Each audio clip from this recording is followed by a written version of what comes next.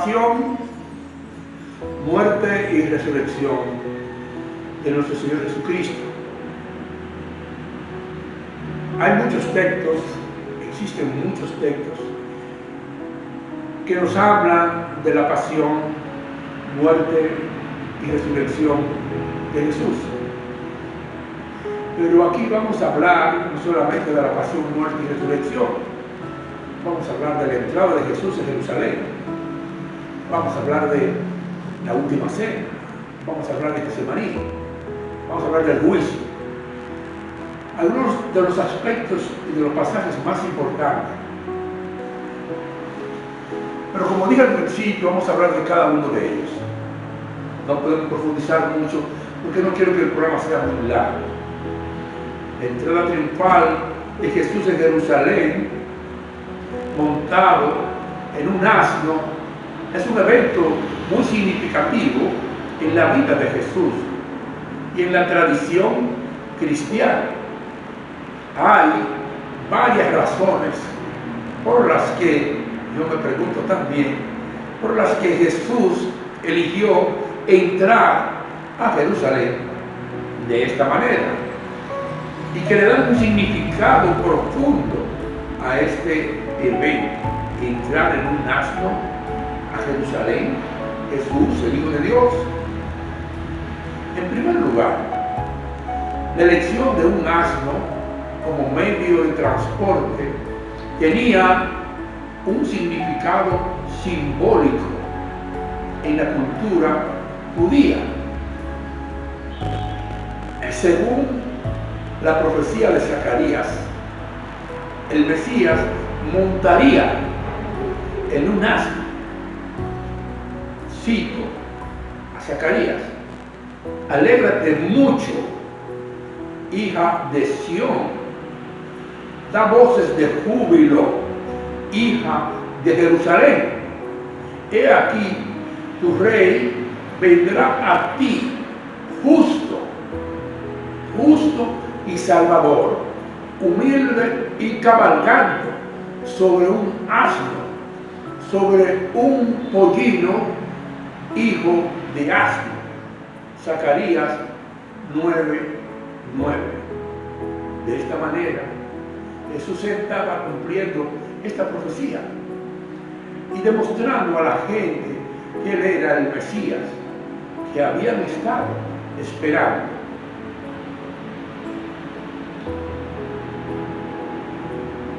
En segundo lugar, el hecho de que Jesús entrara a Jerusalén de esta manera era una declaración política. Los romanos solían entrar en la ciudad montados en caballos briosos y rodeados de un séquito de soldados. Al entrar Jesús en la ciudad, montado en un asno, Jesús estaba haciendo una declaración clara de humildad, una declaración clara de paz. Estaba diciendo a la gente que no venía como uno de esos conquistadores, sino como un líder espiritual que buscaba la paz y que buscaba la justicia. Fíjense. Por último, es importante tocar el tema del trasfondo histórico de este evento, de la entrada de Jesús a Jerusalén. Este evento también es importante. La entrada triunfal de Jesús en Jerusalén tuvo lugar durante la fiesta de la Pascua, que era una época de gran agitación política y religiosa en Jerusalén. Muchas personas esperaban que el Mesías, en este caso Jesús, llegara y liberara a los judíos del dominio romano. Al entrar en la ciudad de esta manera, Jesús estaba generando una gran expectación entre la gente, y de ahí venía toda la algarabía, las palmas, los saludos y las flores, y estaba preparando el terreno para su mensaje final y su ministerio.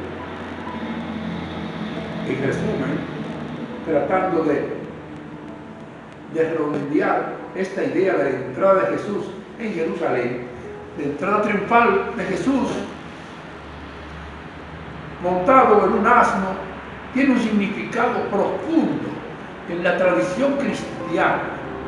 Este evento, esta entrada, este ingreso simboliza la humildad, la paz y la justicia que Jesús vino a predicar, y muestra cómo Él, específicamente el Hijo de Dios, cumplió las profecías del Antiguo Testamento y preparó el camino para un ministerio y su mensaje. Aquí dejamos la parte de la entrada triunfal de Jesús a Jerusalén. Es cierto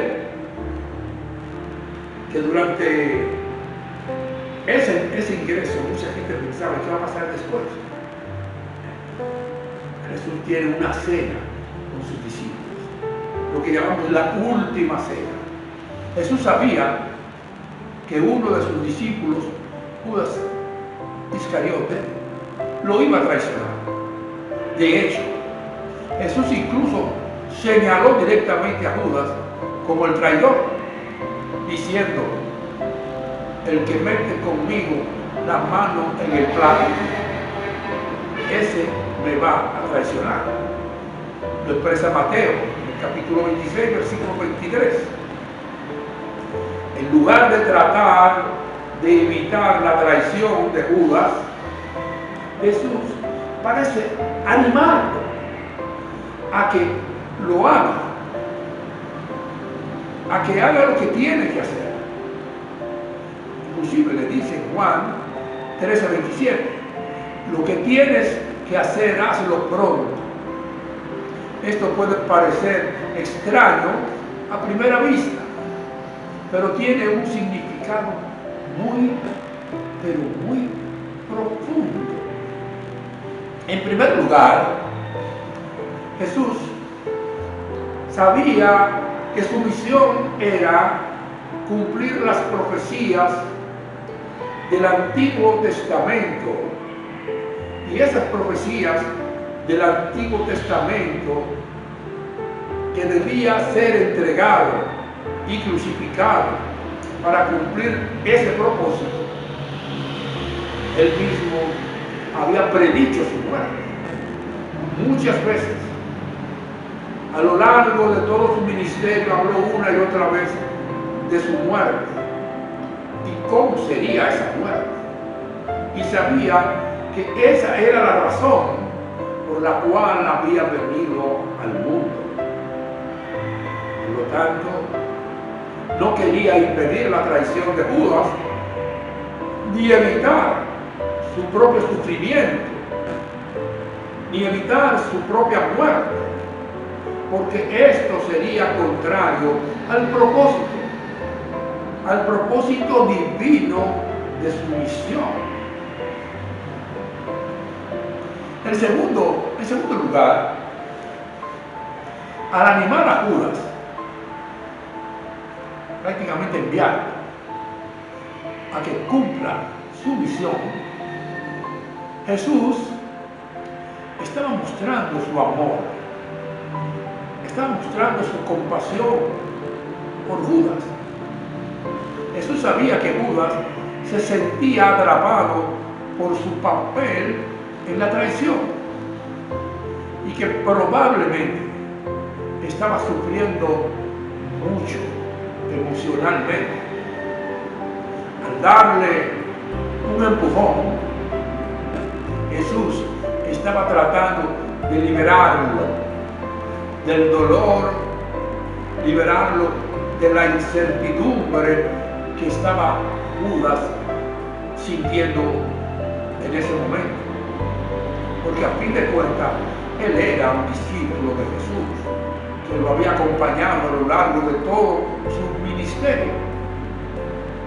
Resumiendo esta parte, el comportamiento de Jesús durante la última cena con Judas es un ejemplo de su amor, es un ejemplo de su sabiduría, es un ejemplo de su compasión. Sabía que debía cumplir su misión divina y no quería impedir que Judas cumpliera su papel en ese plan. Al mismo tiempo, Jesús trató de ayudar a Judas a superar su dolor, a superar su sufrimiento, un sufrimiento que lo embargaba solamente de pensar que lo iba a traicionar y que Jesús lo sabía. Y al encontrar la paz en medio de una situación difícil, Jesús lo ayudó a tranquilizarse. Eso nos conduce al episodio del huerto de Getsemaní. Es un momento muy importante en la vida de Jesús y es interpretado por los cristianos como una manifestación de la profunda humanidad de Jesús y de la profunda aceptación voluntaria del sufrimiento que le esperaba. Para nosotros los cristianos este es un capítulo fundamental. En este episodio Jesús se retiró, dejando a sus discípulos afuera. Vigilen, le dijo.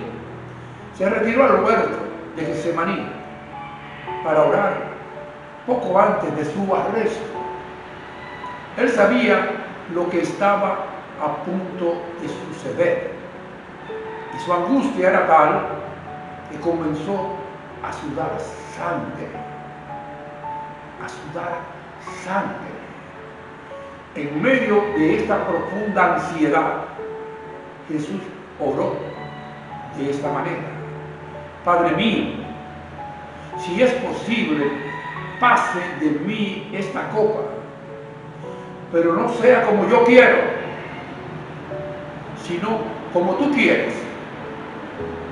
Nos relata Mateo en su Evangelio, en el capítulo 26, versículo 39.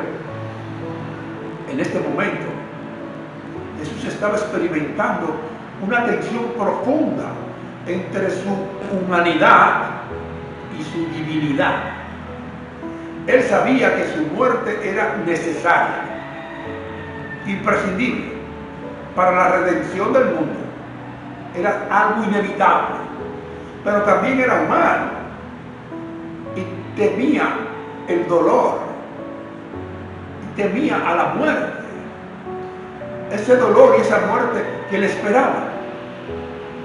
Es por eso que pidió a su padre que, si era posible, se evitara el sufrimiento que le esperaba. Sin embargo, al mismo tiempo que pidió algo, al mismo tiempo aceptó que la voluntad de Dios se cumpliera, incluso si eso significaba sufrir y morir en la cruz. Su oración refleja la entrega y el compromiso de Jesús con la misión que Dios le había encomendado. Y esto es lo que lo hace tan significativo para nosotros, los cristianos. Este episodio del huerto de Getsemaní, esta aceptación de la pasión y la muerte, es trascendental. Muestra que aunque Jesús era humano y sentía miedo y angustia, también confiaba en la voluntad de Dios, y estaba dispuesto a someterse a ella. No importa el dolor, no importa el sufrimiento. Este acto de amor y sacrificio es visto por nosotros los cristianos como la fuente de su redención, la fuente de nuestra redención, porque Jesús aceptó su sufrimiento por el bien del mundo. Y esto es lo que les da esperanza en medio de sus propias pruebas. Nosotros los cristianos, sabiendo que Jesús ha pasado por el amor y el sufrimiento, le brindan una oportunidad a la redención.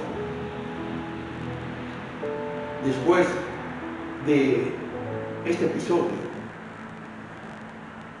lo que sigue es simplemente el apresamiento de Jesús, el cual Pedro intenta evitar, y el juicio.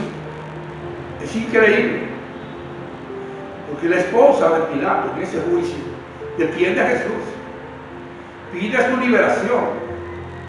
Pilato trata de entender a Jesús y Jesús le dice la verdad. Y los judíos terminan eligiendo a un ladrón en lugar del Mesías. Y ellos no querían reconocer ese Mesías. ¿Cuál es el significado de toda esta trama? Este momento del juicio, este momento del apresamiento de Jesús, deja mucho que entender y comprender en nuestra fe cristiana. La historia del juicio de Jesús y su condena es una parte central de la narrativa bíblica y tiene múltiples significados y múltiples mensajes para nosotros. A continuación vamos a explorar algunos de esos mensajes, algunos de esos elementos que hacen tan significativo y trascendente el juicio de Jesús. En primer lugar, la justicia divina. La historia del juicio de Jesús muestra cómo la injusticia y la crueldad humana pueden prevalecer sobre la verdad y la justicia, algo que vemos hoy en día. Los líderes judíos de la época acusaron falsamente a Jesús de blasfemia y lo condenaron a muerte, a pesar de que no había hecho nada malo. Ellos lo sabían. Sin embargo, nosotros los cristianos creemos que, a pesar de la injusticia aparente, Dios finalmente prevalecerá y Dios finalmente hará justicia a su tiempo, hará justicia a su debido tiempo. La verdad y el poder de la fe durante el juicio es increíblemente poderoso. Pilatos intentó entender la verdad de la situación y determinar si Jesús era culpable o inocente. Lo intentó vanamente, porque por un lado estaba el romano bajo presión. Él se quedó impresionado por la sabiduría y el poder de Jesús y parecía querer liberarlo, pero por otro lado estaban los judíos empujando que él fuera asesinado.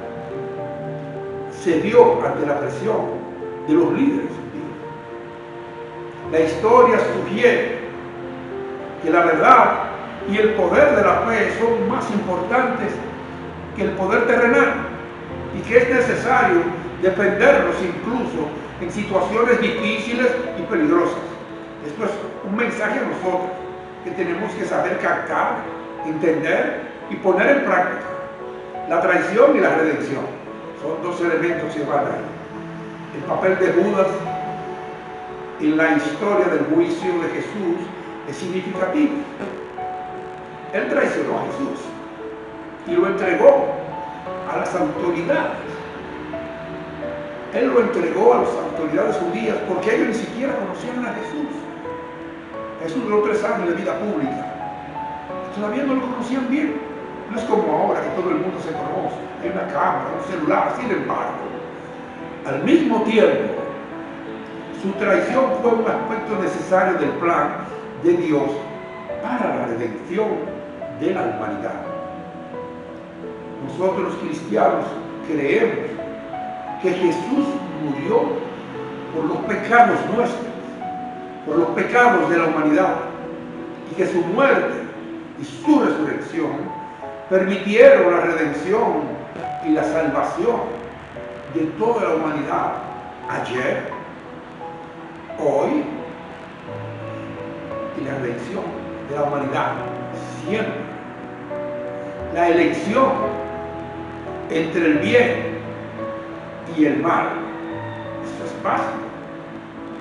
Los líderes judíos de la época tuvieron la opción de elegir entre Jesús, quien representaba la verdad, quien representaba la justicia, y de otro lado Barrabás,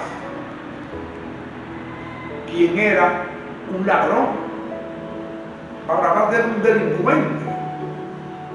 A pesar de la evidente superioridad moral de Jesús, los líderes judíos eligieron a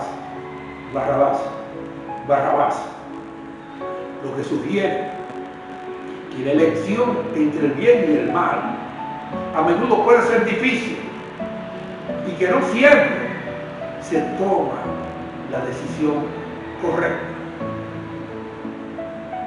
En resumen, tratando de amarrar este juicio con algunas palabras adicionales, la historia del juicio de Jesús tiene múltiples significados y tiene múltiples mensajes para nosotros, incluyendo la justicia divina, la verdad y el poder de la fe, la traición y la redención, y la elección entre el bien y el mal.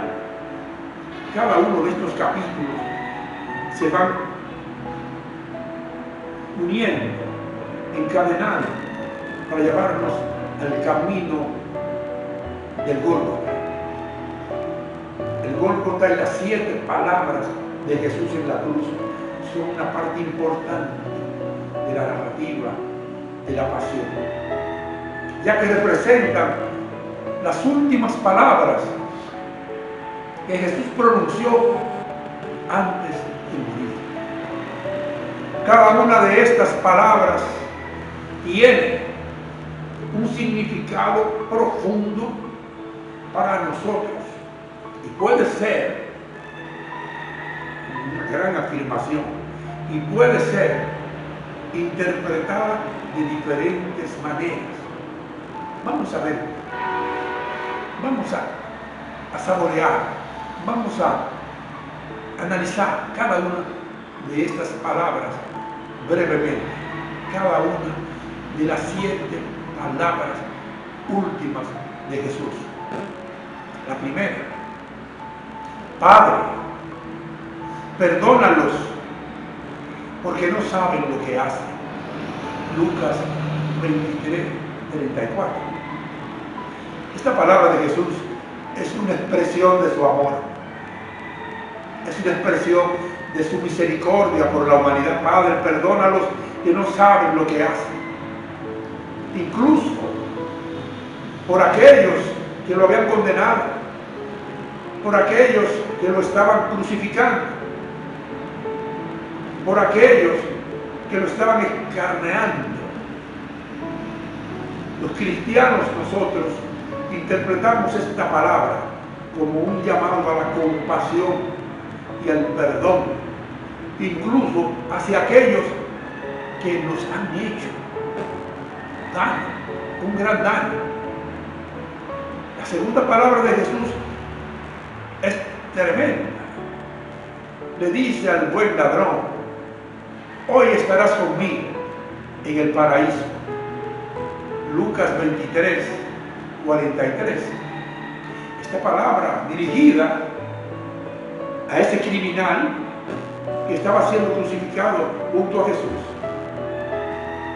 Jesús le promete que estará junto con él en el paraíso, lo que se interpreta como una expresión de la promesa de la vida eterna a todos aquellos que creen en él. Hoy estarás conmigo en el paraíso. Esto no termina aquí, quiere decir Jesús con su palabra. Mujer, dice Jesús en su tercera frase, mujer, ahí tienes a tu hijo, ahí tienes a tu madre. Juan 19, 26, 27. En esta palabra Jesús se preocupa por su madre y le encomienda al discípulo Juan que la cuide. Nosotros los cristianos interpretamos estas palabras, las palabras de esta frase, como una muestra del amor y la preocupación de Jesús por su familia y por la comunidad cristiana en general. La siguiente frase de Jesús: Dios mío, ¿por qué me has abandonado? Mateo 27, 46.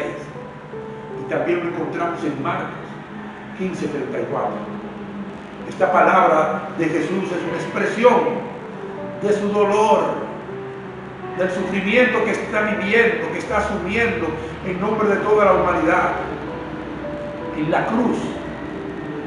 Nosotros los cristianos interpretamos esta palabra como una muestra del sacrificio y la entrega total de Jesús a voluntad de Dios. ¿Por qué me has abandonado? Incluso en su sufrimiento más profundo, Jesús asume la voluntad del Padre. Tengo sed, dice Jesús en Juan 19, 28.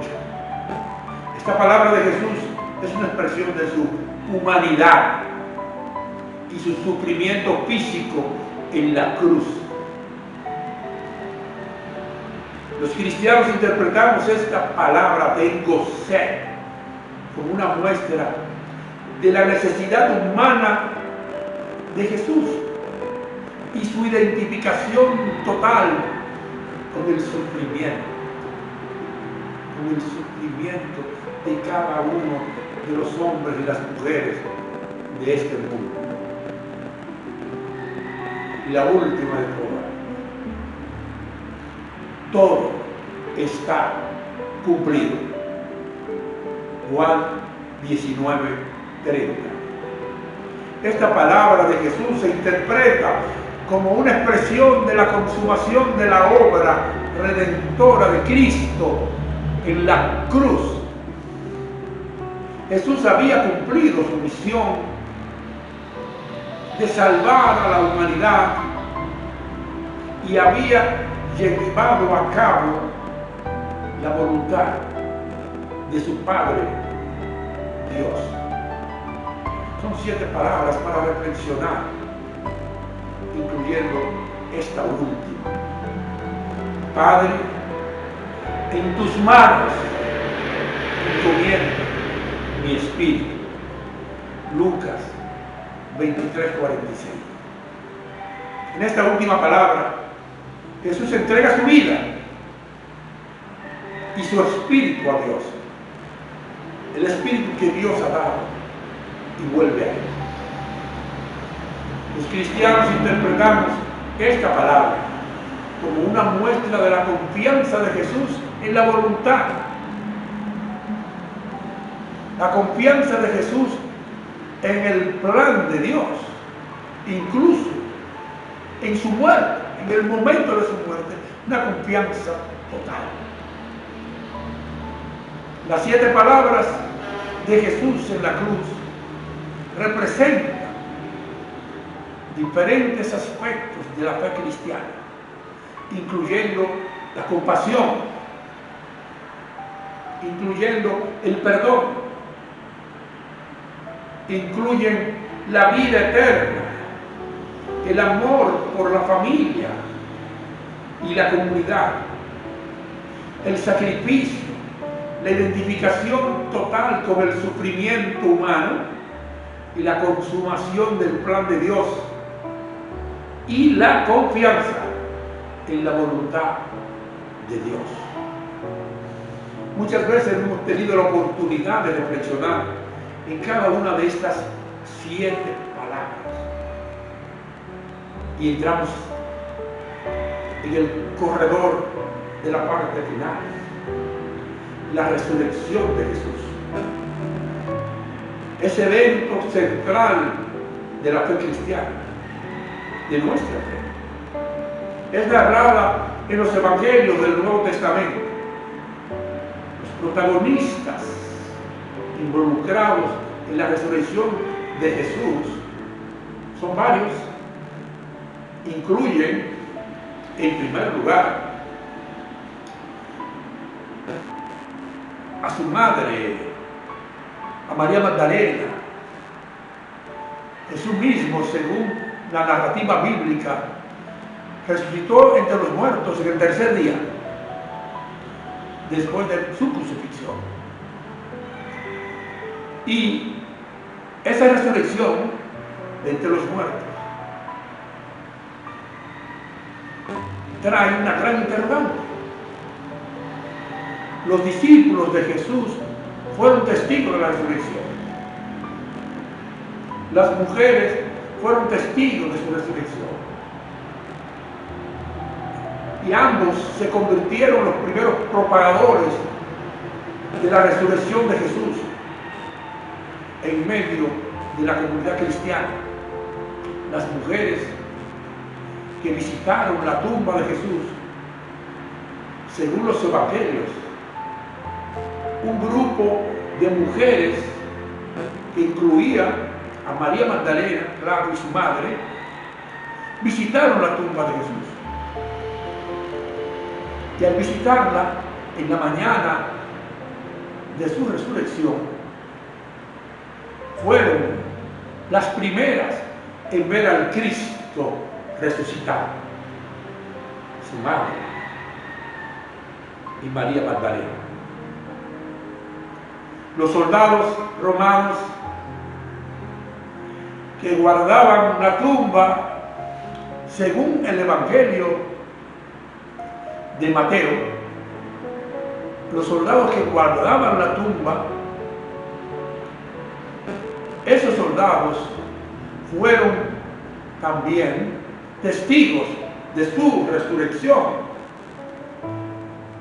Fueron testigos de primera mano de la resurrección, fueron deslumbrados y se convirtieron en creyentes.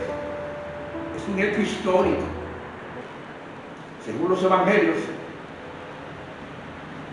algunos de estos encuentros de Jesús resucitado incluyen una visita a los apóstoles, un encuentro con las mujeres que visitaron la tumba, las mujeres que visitaron la tumba después de su resurrección. Jesús se apareció a las mujeres. Una prioridad total, que habían visitado su tumba, y les dijo que informaran a los discípulos que él había resucitado.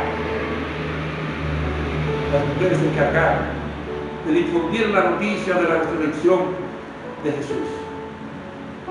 Jesús entonces, después de este encuentro con las mujeres, se apareció a sus discípulos varias veces. Después de su resurrección hubieron varios encuentros. En una de estas apariciones, Jesús les dio el poder del Espíritu Santo y les encargó, oigan bien esta parte, predicar el Evangelio en todo el mundo. Es nuestra misión, la misión que Jesús nos ha dado, de predicar el Evangelio en todo el mundo. El apóstol Tomás es una en una de las apariciones de Jesús a los discípulos, no estaba presente y expresó su escepticismo sobre la resurrección. Sí, Tomás, el deber para creer. Jesús se apareció a Tomás y le permitió tocar sus heridas para que pudiera creer, ¿Cuántas veces dudamos nosotros igual que Tomás? Se apareció Jesús también a los peregrinos de Maús. El Evangelio de Lucas nos habla de que Jesús se apareció a dos discípulos que caminaban hacia el pueblo de Maús después de su crucifixión. Al principio, los discípulos no lo conocieron. Jesús estaba radiante, transformado, pero finalmente lo reconocieron en la cena, cuando estaban cenando con él, al verlo partir el pan. Los 11 discípulos en Galilea.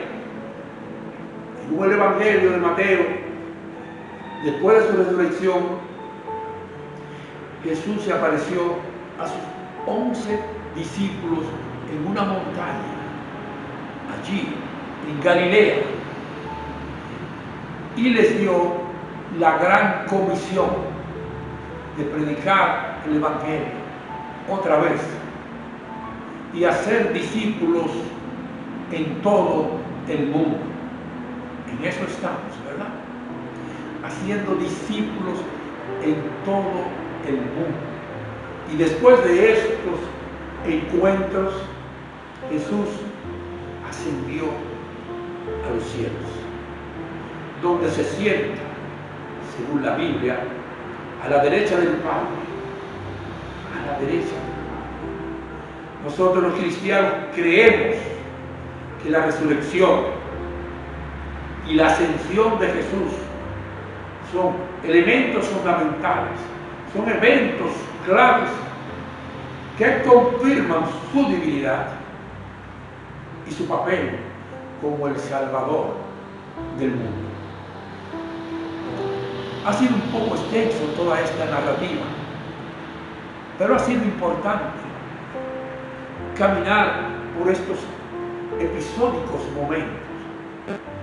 La entrada a Jerusalén, la última cena, el apresamiento y el juicio de Jesús, el sufrimiento, las 7 palabras de Jesús en la cruz, hasta su muerte, su resurrección, su encuentro con los apóstoles y su ascensión a los cielos.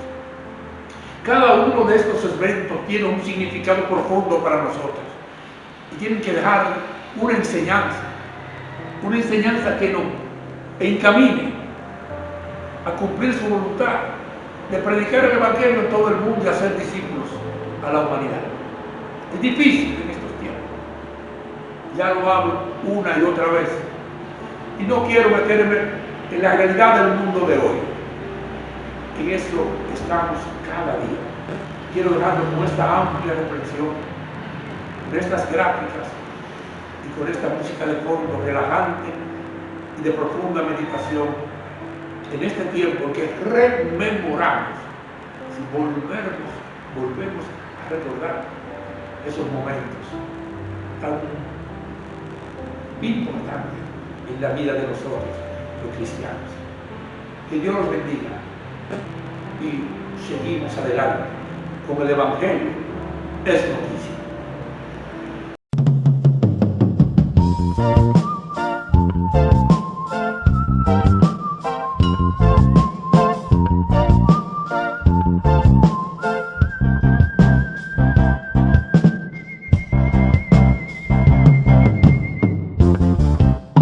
Mira los lirios del campo, cómo florecen y crecen. Mira los lirios del campo, que nunca hilan ni tejen.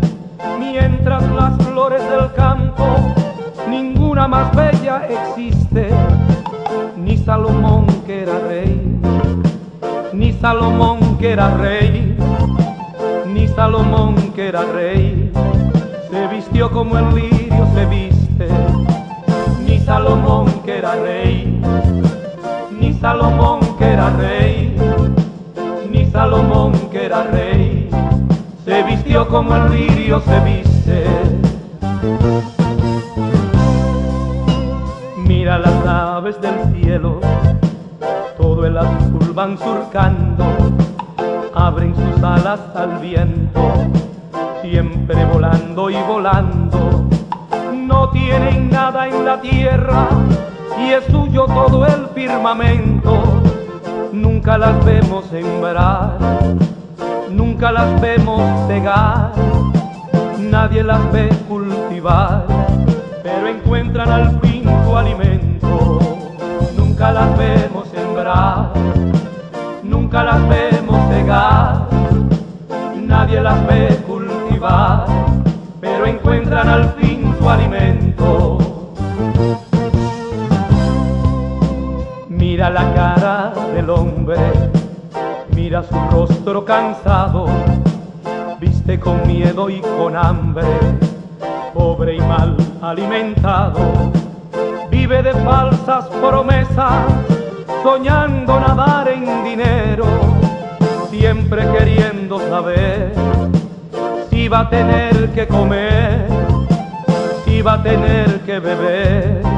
Su alimento es copa de miedo, siempre queriendo saber si va a tener que comer, si va a tener que beber. Su alimento es copa de miedo. Mira ahora más hondo, porque los signos no mienten.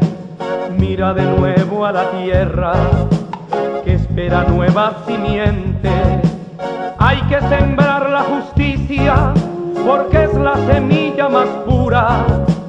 Busca el reino de Dios, busca el reino de Dios, busca el reino de Dios, lo demás ya será añadidura. Busca el reino de Dios, busca el reino de Dios, busca el reino de Dios, lo demás ya será añadidura. Busca el reino de Dios, busca el reino de Dios, busca el reino de Dios, lo demás ya será añadidura.